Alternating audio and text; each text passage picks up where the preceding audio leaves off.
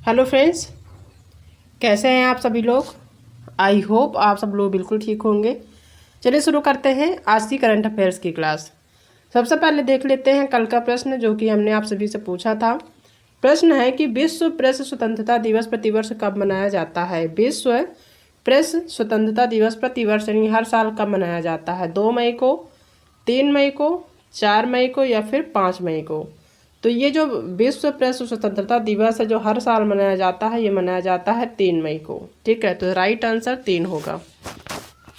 अब देख लेते हैं कल के जो करंट अफेयर्स हैं उनका रिवीजन एक बार फिर से। एनपीसीआई इंटरनेशनल पेमेंट्स लिमिटेड ने यूपीआई जैसी सेवाओं के लिए किस अफ्रीकी देश के साथ समझौते पर हस्ताक्षर किया है। तो वो है नामीबिया।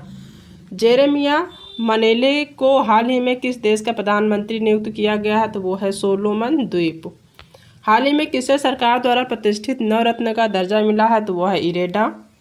हाल ही में किस देश ने लंबे समय से चले आ रहे मुद्रा संकट के बीच नई मुद्रा लॉन्च की है। तो वो है जिम्बाब्वे।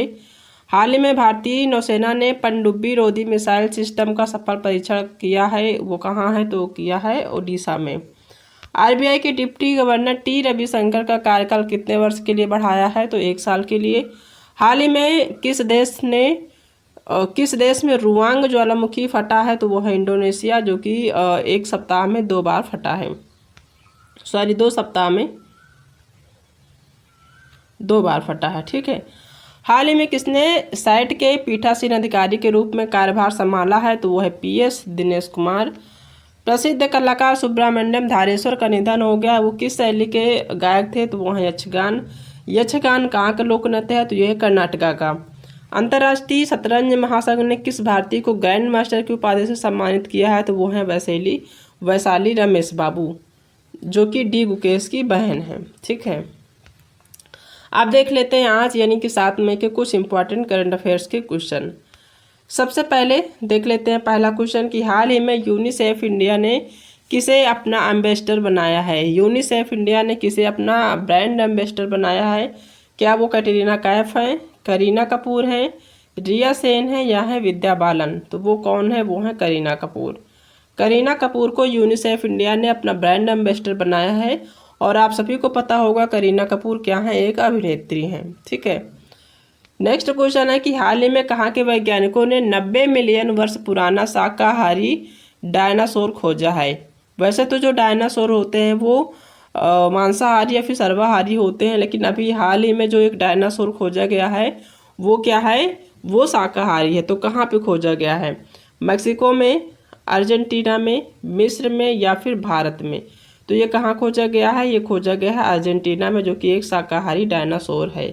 ठीक है। वो भी 90 मिलियन वर्ष पुराना है। ठीक है, इस चीज़ को ध्यान रखना है। हाल ही में कारपोरेट सामाजिक उत्तरदायित्व में उत्कृष्ट योगदान के लिए किसे सम्मानित किया गया है। कारपोरेट सामाजिक उत्तरदायित्व यानी कारपोरेट समाज में सही कार्य करने के लिए, उत्कृष्ट कार्य करने के लिए एक जो है उन्हें सम्मानित किया गया है। कौन है वो। पूर्णिमा देवी बर्मन है, आलोक शुक्ला हैं, डॉक्टर बीना मोदी हैं या फिर मोहम्मद सलेम हैं। तो वो कौन है। डॉक्टर बीना मोदी हैं, जिन्हें कॉरपोरेट सामाजिक उत्तरदायित्व में उत्कृष्ट योगदान के लिए क्या किया गया है, सम्मानित किया गया है। नेक्स्ट क्वेश्चन है कि कांस फिल्म फेस्टिवल में पहली बार किस कंपनी को मानद पाल्मे डी और पुरस्कार दिया गया है। कांस फिल्म फेस्टिवल में पहली बार किस कंपनी को मानद पाल्मे डी और पुरस्कार दिया गया है। क्या वो स्टूडियो पैरेट है, स्टूडियो घिबली है, स्टूडियो बैलेंस है या फिर स्टूडियो टोई है। तो कौन है। वो है स्टूडियो घिबली, जिसे कांस फिल्म फेस्टिवल में पहली बार मानद पाल्मे डी और पुरस्कार दिया गया है। उज्जीवन स्मॉल फाइनेंस बैंक के एमडी या सीईओ कौन बने हैं। अभी हाल में उनको जो है नियुक्ति दी गई है उज्जीवन स्मॉल फाइनेंस बैंक के एमडी के रूप में या फिर सीईओ के रूप में।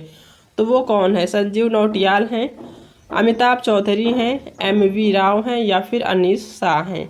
तो वो कौन है। वो हैं संजीव नौटियाल, जिन्हें उज्जीवन स्मॉल फाइनेंस बैंक के एमडी या फिर सीईओ के रूप में उन्हें क्या किया गया है, नियुक्त किया गया है। नेक्स्ट क्वेश्चन है कि यूएनएफपीए की बैठक में भारत का प्रतिनिधित्व किसने नहीं किया है। यूएनएफपीए की बैठक में भारत का प्रतिनिधित्व किसने नहीं किया है। क्या वो अपर्णा कुमारी हैं, नीरू यादव हैं, सुप्रिया दास गुप्ता हैं या फिर कनक हेमा कुमारी हैं। तो वो कौन है जिसने भारत की तरफ से प्रतिनिधित्व नहीं किया, तो वो है अपर्णा कुमारी। ठीक है। नेक्स्ट क्वेश्चन है कि कौन सा बैंक 8 ट्रिलियन रुपए से अधिक बाजार पूंजीकरण के साथ भारत की शीर्ष 5 कंपनियों में शामिल हो गई है। कौन सा बैंक है जो 8 ट्रिलियन रुपए से अधिक बाजार पूंजीकरण के साथ भारत की शीर्ष 5 कंपनियों में शामिल हो गई है। क्या वो HDFC बैंक है, कोटक महिंद्रा बैंक है या फिर इंडिस बैंक है या फिर ICICI बैंक है। तो वो कौन है, वो है ICICI बैंक। ठीक है। नेक्स्ट क्वेश्चन है कि हाल ही में किसने दुर्गा सेकंड का सफल परीक्षण किया है। ठीक है, हाल ही में किसने दुर्गा सेकंड का सफल परीक्षण किया है। क्या वो इसरो है, DRDO है, नासा है या फिर है ESA। तो वो कौन है, वो है DRDO। DRDO ने भी हाल ही में दुर्गा सेकंड का क्या किया है, सफल परीक्षण किया है। नेक्स्ट क्वेश्चन है कि हाल ही में किसने नो झंझट लाइफ इंश्योरेंस फटाफट अभियान शुरू किया है। जैसे लाइफ इंश्योरेंस आप कराना चाहते हैं तो कई बार बैंक में लंबी लाइन लगानी पड़ती है, बहुत सारी दिक्कतों का सामना करना पड़ता है। तो एक बैंक है जो कि बिना किसी झंझट के बहुत ही आसानी से लाइफ इंश्योरेंस देती है, तो वो कौन सी बैंक है जिसने नो झंझट लाइफ इंश्योरेंस फटाफट एक अभियान शुरू किया है कि अगर आप इंश्योरेंस कराना चाहते हैं तो बिना किसी ताम झाम के बहुत आसानी से हो जाएगा।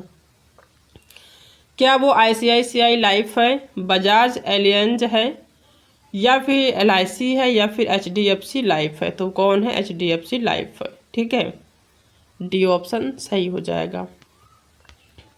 नेक्स्ट क्वेश्चन है कि हाल ही में जियो फाइनेंशियल सर्विसेज के MD या फिर CEO के रूप में किसने नियुक्त किया गया है, किसे नियुक्त किया गया। हाल ही में जियो फाइनेंशियल सर्विसेज के MD या फिर CEO के रूप में किसे नियुक्त किया गया है। क्या वो अजय माणिकराव खानविलकर हैं या फिर हितेश सेठिया हैं, इंद्रमणि पांडे हैं या फिर हैं अरविंद पनगड़िया। तो वो कौन है, वो हैं हितेश सेठिया जिन्हें जियो फाइनेंशियल सर्विसेज के CEO के रूप में नियुक्त किया गया है, जो कि अभी हाल ही में हुआ है। अब एक बार आज के ही प्रश्न का फिर से रिवीजन कर लेते हैं। पहला क्वेश्चन है कि हाल ही में यूनिसेफ इंडिया ने किसे अपना एम्बेसडर बनाया। तो वो है करीना कपूर जो कि एक अभिनेत्री हैं। हाल ही में कहाँ के वैज्ञानिकों ने 90 मिलियन वर्ष पुराना शाकाहारी डायनासोर खोजा है। तो वो कहाँ की है, वो है अर्जेंटीना। हाल ही में कॉर्पोरेट सामाजिक उत्तरदायित्व में उत्कृष्ट योगदान के लिए किसे सम्मानित किया गया है। तो डॉक्टर बीना मोदी को। कांस फिल्म फेस्टिवल में पहली बार किस कंपनी को मानद पाल्मे d'Or पुरस्कार दिया गया है। तो वो है studio Ghibli. Ujjivan small finance bank के MD या फिर CEO के रूप में किसे नियुक्त किया गया है। तो वो है संजीव नौटियाल। UNFPA की बैठक में भारत का प्रतिनिधित्व किसने नहीं किया है। तो वो है अपर्णा कुमारी।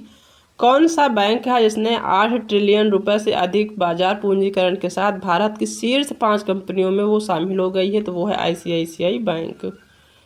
हाल ही में किसने दुर्गा सेकंड का सफल परीक्षण किया है। तो वो है DRDO। हाल ही में किसने नो झंझट लाइफ इंश्योरेंस फटाफट अभियान शुरू किया है। तो वो है HDFC लाइफ।